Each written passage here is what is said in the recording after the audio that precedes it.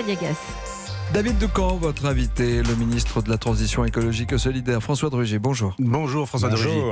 Toujours plus de croissance, de consommation, des porte-conteneurs qui vont traverser l'Atlantique, plein gaz. Je vous parle de l'accord conclu entre l'Union européenne et le Mercosur, les pays d'Amérique du Sud. C'est ça la solution pour réduire les émissions de gaz à effet de serre ?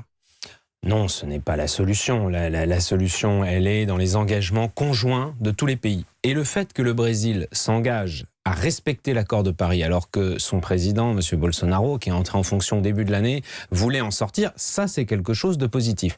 Et c'est une conséquence indirecte de cette diplomatie du bras de fer, ou en tout cas du rapport de force, que le président de la République française, Emmanuel Macron, a instauré en disant on ne signe pas d'accords commerciaux avec les États qui sortiraient de l'accord de Paris. Mais nous l'appliquons sur les États-Unis d'Amérique, puisque nous avons rompu les négociations commerciales avec les États-Unis d'Amérique. Ce qui n'empêchera pas l'Union européenne d'aller au bout des négociations. La France n'a pas de pouvoir de veto en la matière. Non, mais à une époque, vous savez qu'il y avait une logique d'accord commercial global avec les États-Unis d'Amérique, et cette logique a été stoppée. Sur le Brésil, François de Rugy, vous dites ils acceptent de rester dans l'accord de Paris. On peut rester dans l'accord de Paris en détruisant 400 hectares de forêt amazonienne chaque jour.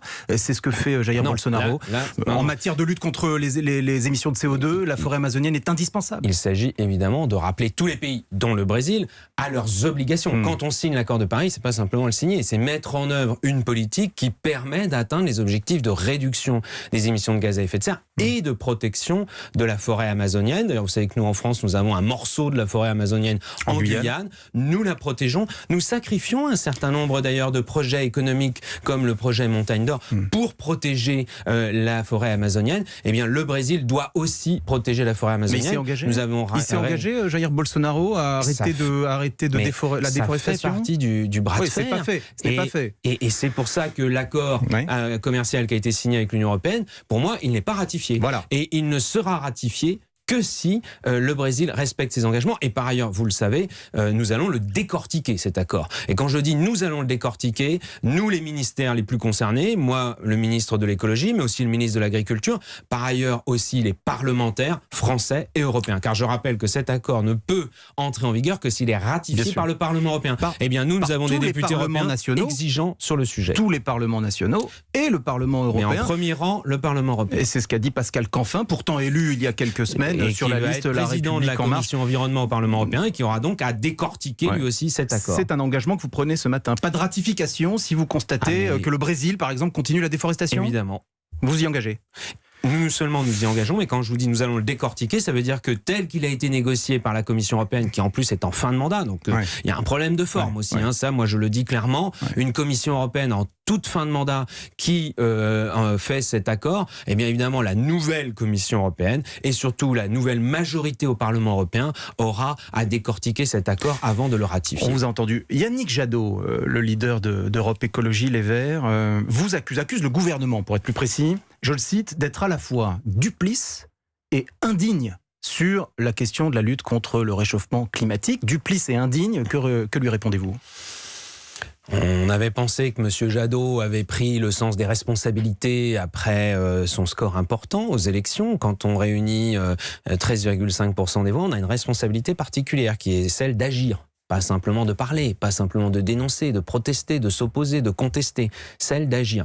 Malheureusement, je vois qu'il retombe dans les travers d'une radicalité des mots. D'ailleurs, et je souhaite que le groupe Vert au Parlement européen, dont il fait partie, qui souhaite lui travailler avec une nouvelle majorité dans laquelle nous sommes, dans laquelle il y a un large rassemblement pro-européen qui devra faire plus pour l'écologie. À ce moment-là, qu'on travaille ensemble, qu'on laisse de côté cette surenchère verbale. Indigne, selon vous, ça relève de l'insulte ?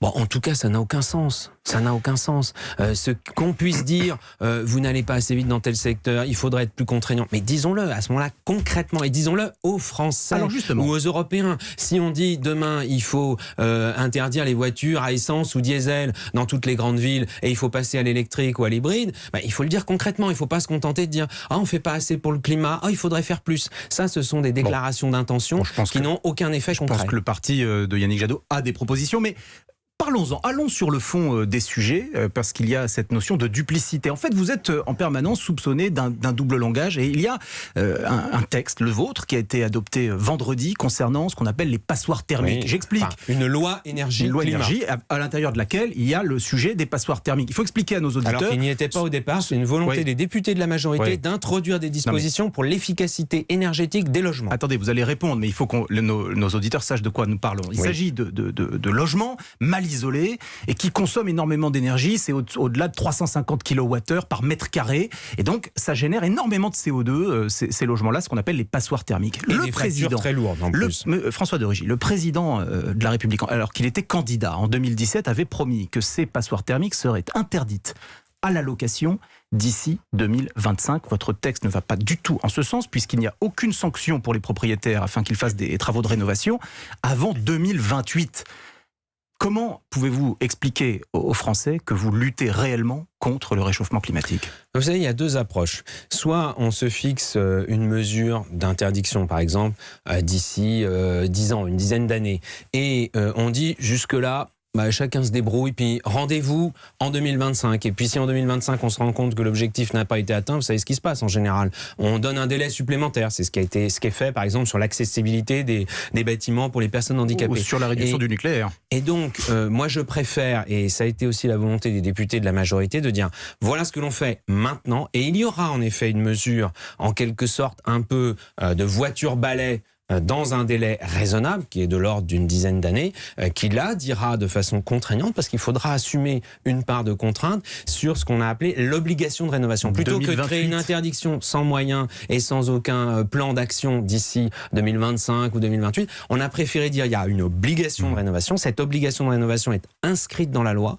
et elle se mettra en œuvre en plusieurs phases. Une première phase d'ici 2023, incitation, information, aide. De 2023 à 2028, là, on donne un cadre légal. Toute personne qui achètera un logement ou qui le louera, saura si ce logement est conforme ou pas par rapport à la facture de chauffage. Oui. Et ensuite, il y aura en effet des mesures contraignantes qui viendront et qu'on prendra le temps de bâtir. Parce que vous savez, quand on parle de logement, c'est facile de brandir quelque chose. Mais selon que vous habitez à Paris, en plein cœur de Paris, où le logement vaut 10 000 € le mètre carré, en moyenne, ou si vous habitez une maison dans la banlieue nantaise, ou si vous habitez une maison dans les Ardennes, on sait déjà que le prix du logement n'est pas du tout le même. Les moyens pour faire face aux travaux de rénovation ne sont pas les mêmes. Selon que vous êtes en immeuble, dans une copropriété, vous en êtes dans un logement individuel. Et il faut faire face à toutes ces situations. C'est pas une excuse pour ne rien faire. C'est une motivation supplémentaire pour trouver des solutions adaptées. Avec précision, mais pardon,